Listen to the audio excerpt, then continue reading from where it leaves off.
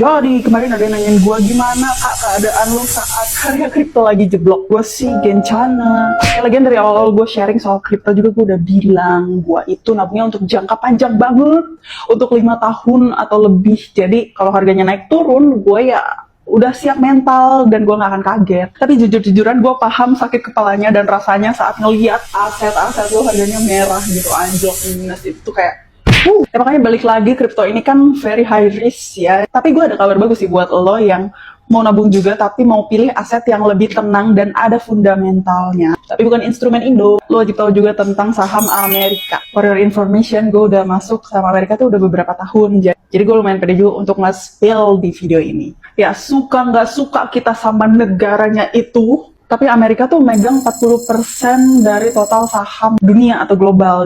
Ya, harus diakui bahwa jantung perekonomian tuh masih di situ. Dan sebenarnya saham-saham perusahaan Amerika itu bukan sesuatu yang terlalu asing buat kita, karena kita tuh pakai produknya setiap hari. Contoh nih, kita bangun tidur aja ngecek HP kita iPhone, perusahaannya Apple. Terus kita mau nonton film atau series di mana? Di Netflix.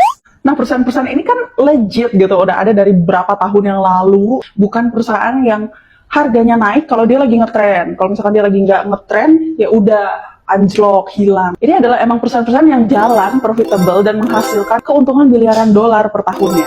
Jadi itulah dasarnya kenapa very reasonable untuk naruh duit di saham Amerika. Terus kalau kayak gitu apa dong bedanya sama kripto? Beda lah keuntungannya ya. Kalau misalkan lu punya saham Amerika, lu akan dapat yang namanya dividen. Gitu, dividen itu adalah keuntungan si perusahaan ini yang dibagikan ke para pemilik saham. Dan itu dibagikannya dalam apa? Dalam bentuk dolar. Saat rupiah lagi drop, aset lu atau duit lu dalam bentuk dolar itu harganya naik. Jadi lu dapat dua keuntungan sekaligus. Yang pertama dari harga kenaikan sahamnya, yang kedua dari penguatan nilai dolar tersebut. Dan menurut gua kita tuh beruntung banget kita hidup di zaman sekarang dimana kita tuh aksesnya gampang banget untuk beli saham Amerika ini. Karena tadinya yang bisa beli saham Amerika ini cuma para sultan, para konglomerat doang. Sebenarnya kalau sejauh-jauh dari situ ya, saham Indonesia aja kita kalau mau beli kan per lot gitu. Kita mau beli satu lot saham BC aja kita harus punya duit berapa, minimal 800.000 rupiah.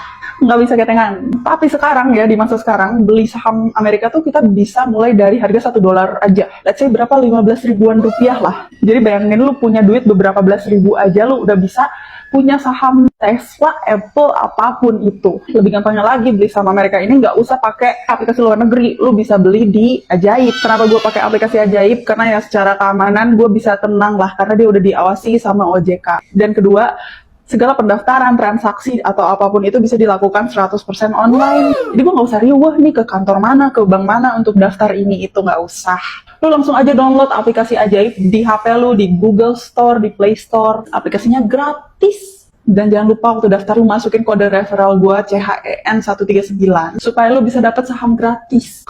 Kapan lagi mau beli saham, dibonusin saham. Dan jangan lupa lu banyak baca-baca. Belajarlah tentang si saham Amerika ini. Jangan cap-cip-cup. Jadi lu tahu saham apa yang mau lu beli, prediksi perusahaan ini bakal ada gebrakan apa. Mau nanya apa lagi boleh langsung komen.